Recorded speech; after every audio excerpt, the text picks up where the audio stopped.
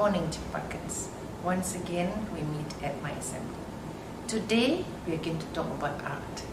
And first thing, I'm going to show you a short video that was prepared for me by Mr. Chan and Mr. Beckwith on my discovery of art.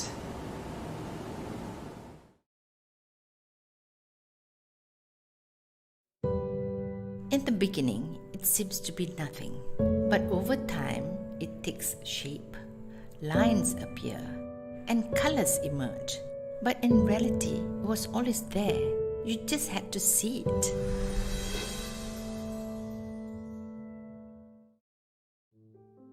So I thought I wanted to be active in my mind and do something meaningful. And I thought visual arts would really be something that I can explore. So I thought, why not do the visual arts high-level international baccalaureate? IB Visual Arts is a demanding 2-year course of study in which students create a body of work that demonstrates a solid understanding of the vocabulary of the artist. Through their journal, students are expected to read, write, think and question what they do as an artist. You have to do more than just a two-dimensional painting. You've got to do sculpture or pottery, and to do film and lens, and you have to do textile, fashion. So actually you need to do only 2 out of these 5. But I thought, why not do all 5? So that I can discover what is it that I like.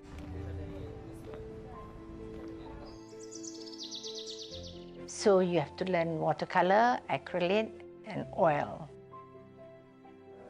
When Dato asked me to teach her how to paint, she got so many ideas. She wants to do everything, and she wants to do it fast. That's a challenge. Dato Freida is such a keen person, so full of zest for life. She likes to explore many things. She don't like to be more like a very traditional ways to doing painting and so on. She loves to experiment. She loves to explore things. Her motivation is something that I respect. I still remember a piece of like doing her own house. Then she's starting to put in all the colors by using the oil paints to put it on the canvas. The result is really good.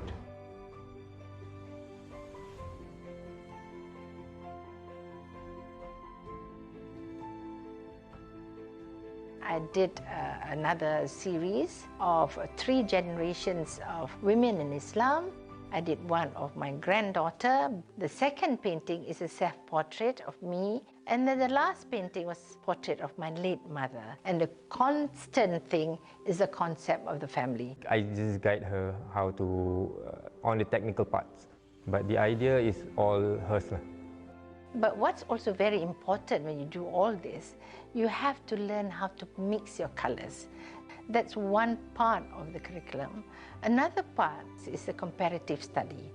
You have to study about 2 or 3 artists. So I studied Constable because I'm really fascinated with clouds.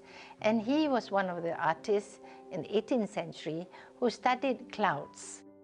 And I discovered Turner because he loved to draw seascapes. And so I took these 2 artists and studied their techniques and then came up with my own work. The title of this painting is As the Clouds Float In and the Thunder Ushers in the Storm, I Run for Life Beyond. So that's the title of my comparative study. I myself as a teacher, but also sometimes inspired by her. And then the next thing that you have to do is either sculpture or pottery. And I did pottery. So I did 3 pieces, and you've got to do all this, putting on the color, and you've got to fire it 3 times. And then only you can see the colors.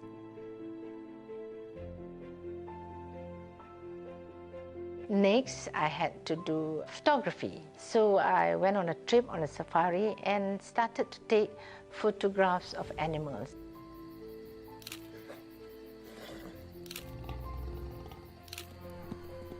So you've got to really learn how to take animals that's moving. So you've got to get up very early in the morning, go out and then look for all these animals and try to get the best shot. Dato being Dato, she doesn't shy away from a challenge. In fact, she takes a challenge head on. So that's probably one of the reasons why she chose film as a medium to forward her discovery of the arts rather than any other medium. Also, I feel Dato chose this because it's a medium which will be more engaging for the younger generation. Next, I did a short movie, learning about the elements of movie making. Dato isn't the kind of student to just focus on one area of study, and this applies to film as well. Her approach was very much a macro approach. She wanted to have her say in lighting, in cinematography, in sound, in the creative process as well, taking into account all aspects of filmmaking from pre-production all the way up to post-production. But when you are in a movie and you're the talent and you have a director, you really got to stick to the director's script. Feel that looking at her first project and her final project, that you could see a real maturity in her evolution as a student. And then I tried my hand at fashion and textile. I did tie and dye. I did eco print. Teaching Dato during the batik workshop, she is full of energy and she is very passionate into art. She knows what she wants. She is a very good art observant as well. And I found that she really very talented into batik painting. All my pieces, I turned them into fashion wear. When I first stepped to go into the gallery, I feel that it's amazing. It's a solo exhibition. And also the interesting parts for Dato Freida did for the show is actually there's just so much of the varieties. It's out of my imagination. So she is such a very inspired person. She actually not waiting like things to happen, but she create things. Visitors just couldn't believe what they saw. They kept asking, "Did you do all this?"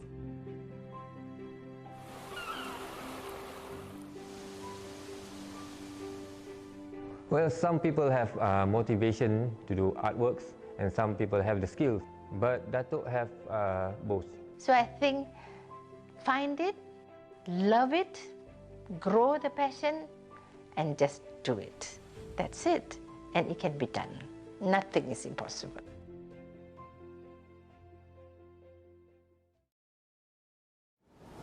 I hope you enjoyed that.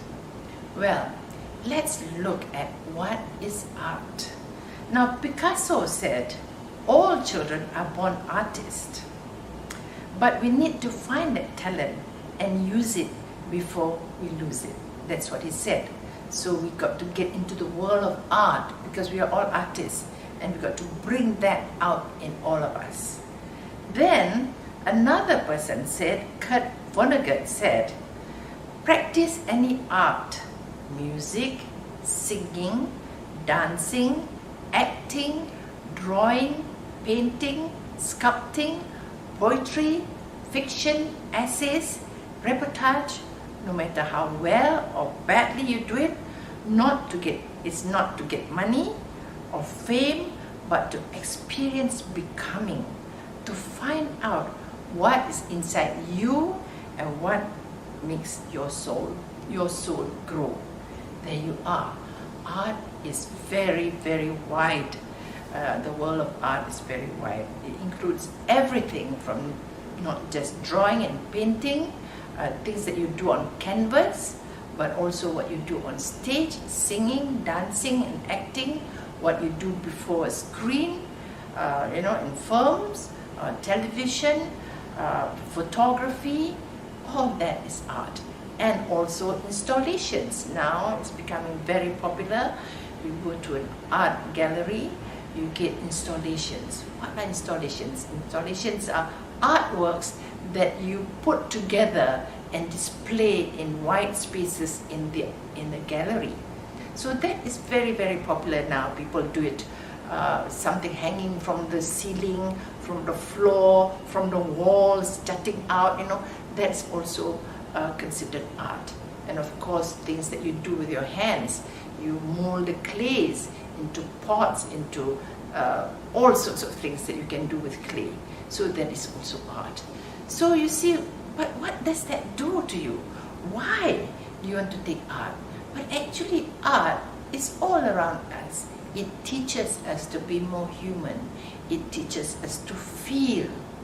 So can you imagine when you go to an art gallery, you see people looking at a piece of art, and some people trying to think that, oh, they're so intelligent, trying to sort of concentrate, looking at a piece of art and trying to make out what it is.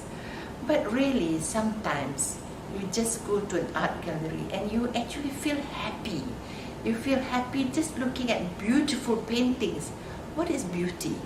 Well, to me, I feel very happy when I see paintings of landscapes, because I love landscapes. So it makes me feel happy, makes me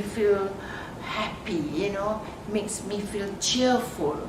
And even then, when you see a painting of, say, a winter scene, you feel the longingness of that cold winter scene in hot, blazing Malaysia, And then maybe if you are in an art gallery in London in cold winter and you see blazing sunshine landscape of Malaysia, our seascape, our beaches, you will feel very happy. So actually paintings or photographs make you feel human inside, make you feel happy or even sad when you see a mother and child in a place where they don't have food, they're starving, and mother is looking after the child. You feel sad. You feel love, when you see scenery of a couple under an umbrella, maybe in the rain or something like that, So paintings will make you feel more human, make you keep a balance. If you are feeling low, go to an art gallery. Then maybe you might feel happy when you see vibrant paintings and you see paintings that project laughter. So you see, paintings, art actually make you appreciate the world, make you actually more imaginative, make you look at things differently. And in the long run, actually, it actually develops taste. You learn to appreciate good things. You learn to appreciate something that's beautiful, something that tells you something, And art is also used in politics, in advertisements, in propaganda, to promote certain ideas, certain philosophy. And even in the old days, a long time ago, they paint a lot of battle scenes to show victory. And there's a famous painting of Napoleon on a horse, and the horse looks so, he looks so regal on the horse. The horse looks so strong, and it gives a picture of a leader, a very strong leader. But actually, the real picture, the real Napoleon did not ride a horse like that. Actually, he was on a donkey, but you can't paint Napoleon riding a donkey, to show the people how great this emperor is. So what did they do? They painted Napoleon on this very strong, beautiful horse, So there you are. So in the old days, they painted a lot of battle scenes showing the victorious army in all its gallantry, in the strength of the army. And then they show all the poor people, the vanquished, they are weak, they are small. So normally all the people who are victorious are big, they're big muscles and they have beautiful uniforms. And the other people are downtrodden, they look small, they look weak, that sort of thing. So photographs now, before it was paintings, or project political ideas to tell people, to influence people, Well, even now, you use this to tell people about pollution, maybe. You want to talk about our architectural, huge architectural successes, landscapes, seascapes, skyscrapers, skyscrapers. You want to show this. So what do? You then take architectural photographs or you do architectural drawings, you know. So you use this in art. So there you are. You see, art has got such a tremendous power to influence our thinking, how we feel, what we think, and eventually it actually develops taste in all of us. So it adds character to your home if you have a beautiful painting. And also art can actually even make money. If you're an artist, great artist, you're a good artist, people like your work, you can make money out of it. You can invest in art.